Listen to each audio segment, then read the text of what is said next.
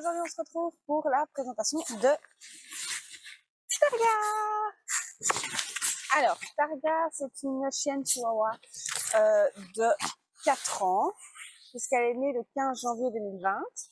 Donc, elle n'est pas née chez moi, elle est née dans une famille en Belgique qui était éleveur, mais pas éleveur de chihuahua. C'était madame qui avait un chihuahua qui voulait avoir une portée. Mais donc, des gens qui connaissent quand même leur métier et qui savaient quand même ce qu'ils devaient faire. Alors, avant de commencer, comme d'habitude, vous savez bien, mettre la patouille de votre chien s'il faut. Abonnez-vous et laissez-nous un like.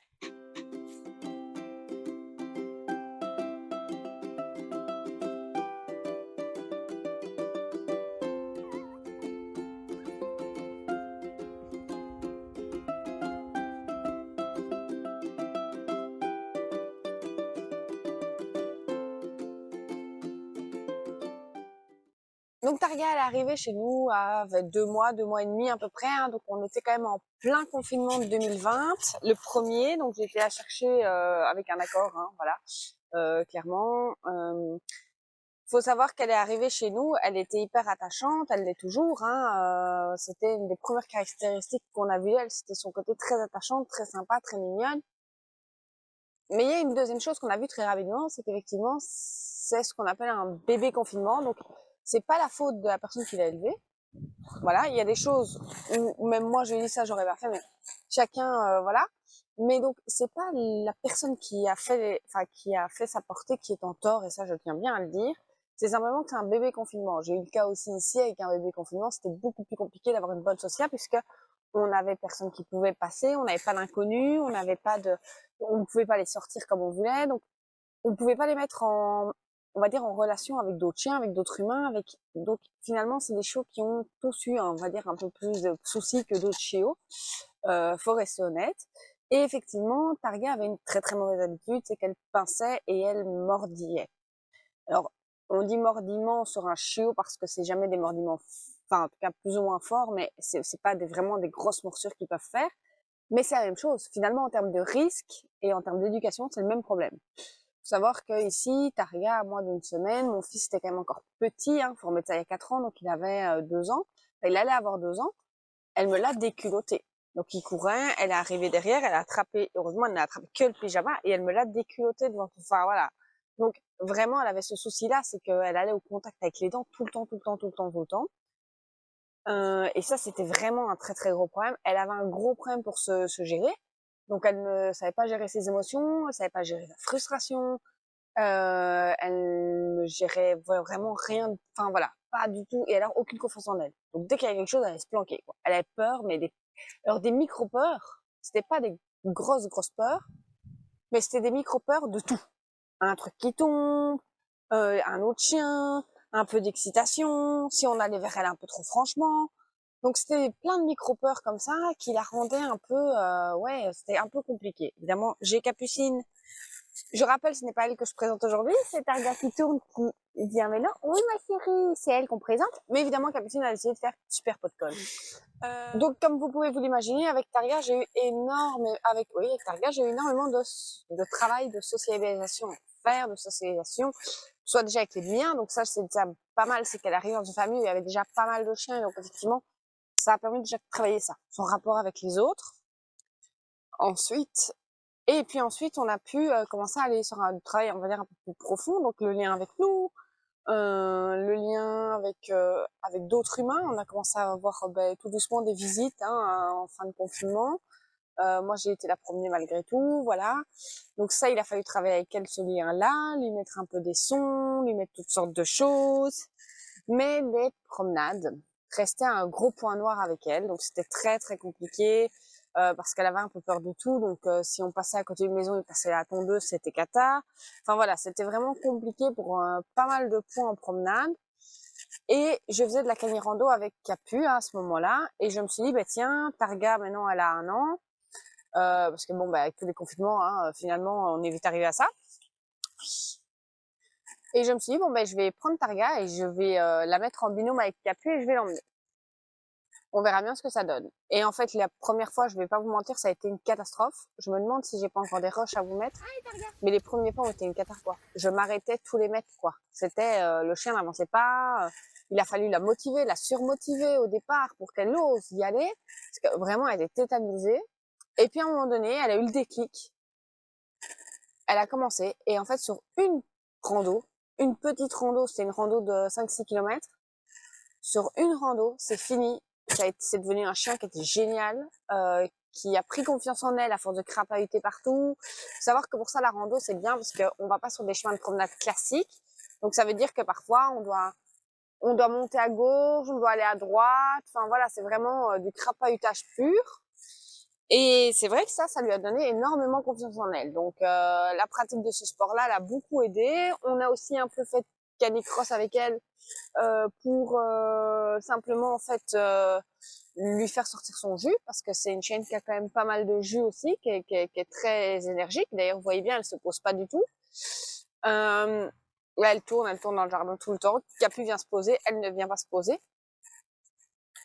Et donc j'avais fait un peu de canicross avec elle. Alors ça, on a arrêté de 1 parce que moi le canicross, courir c'est un peu compliqué.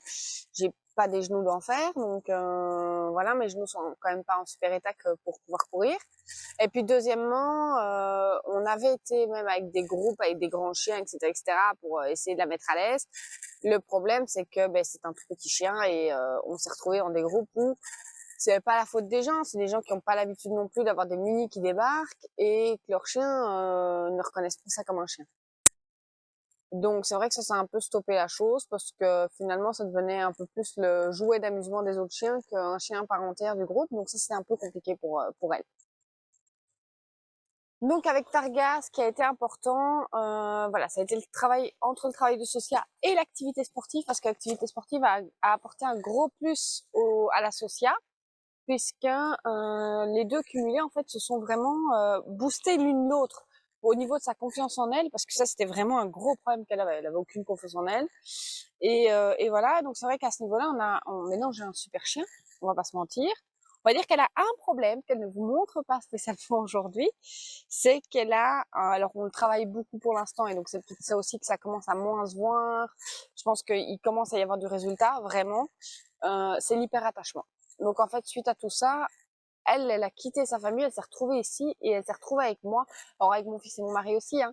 Mais au moins je me suis beaucoup occupée d'elle. En plus, elle arrivait à une période où le télétravail obligatoire, on était énormément à la maison. Et c'est vrai que le gros défaut qu'elle a eu, ça a été l'hyperattachement. Voilà, ça a été elle garde ce gros défaut-là même encore aujourd'hui, où elle est en hyperattachement vis-à-vis de moi, et je peux, alors ça va beaucoup, quand je dis que ça va beaucoup mieux, c'est parce que comme là, vous pouvez voir, Capu est sur moi depuis tantôt, elle fait toutes les simagrées pour avoir toutes les caresses et avoir un peu, l'attention, et pour autant, j'ai pas de bagarre. Fut une époque, j'aurais eu une bagarre. Voilà. Targa aurait fait de la protection de ressources envers moi. Donc moi j'étais la ressource. Donc c'était problématique, ça n'arrive plus. J'ai eu des problèmes de destruction avec Targa, on va pas se mentir. Ça a été une chienne qui a détruit aussi, qui a fait de la destruction par frustration. Alors tout ça évidemment avec de la mastication, tout ça, on a réussi à ce que tout s'arrête. Et on va dire que le seul défaut qu'elle garde encore aujourd'hui, c'est des petits défauts qui vont être liés à son hyperattachement. Elle va avoir tendance à japper pour m'appeler si je ne suis pas à côté d'elle ou qu'elle m'entend m'occuper d'un autre chien. Elle va avoir tendance à aboyer si je fais des soins à un autre chien parce que je m'occupe pas assez d'elle. Si je m'isole dehors avec un autre chien, elle va être à l'intérieur, elle va le voir, elle va aboyer pour que je m'intéresse à elle et que je détache mon attention de l'autre. Donc ça vraiment voilà. Mais là comme ça on lâché, elle est dans le jardin, elle sait venir quand elle veut prendre une caresse. Là il y a plus de soucis. Donc vraiment on avance quand même mine de rien avec elle. Ça c'est cool. Alors Targa rejoint nos femelles reproductrices cette année, donc on aurait bien voulu essayer la fin d'année dernière, mais ça n'a pas marché. Mais ici cette année, on voudrait absolument qu'elle ait sa première portée. On lui a laissé le temps de devenir avant d'être. J'aime bien dire ça parce que c'est vrai. J'en discutais encore avec la vétérinaire l'autre jour et c'est ce qu'on se disait. On se disait, mais justement, elle était pas prête. Il y a 2 ans, au niveau maturité, au niveau, enfin voilà, à plein de niveaux, c'était pas une chienne qui était prête à être mère et ça aurait pu être un carton.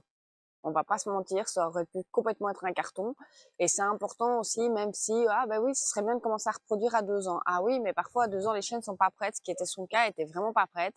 Donc on l'a vraiment laissé devenir, on va dire, une chienne de qualité. Et donc voilà, on lui a vraiment laissé le temps vraiment de prendre de la maturité, de devenir ce qu'elle avait besoin d'être, une bonne chienne, on va dire adulte, bien dans ses pattes, saine d'esprit et compagnie, avant de lui faire des portées, parce que sinon après, en fait, le problème c'est elle aurait refilé tous ses problèmes de comportement, elle les aurait refilés à ses bébés.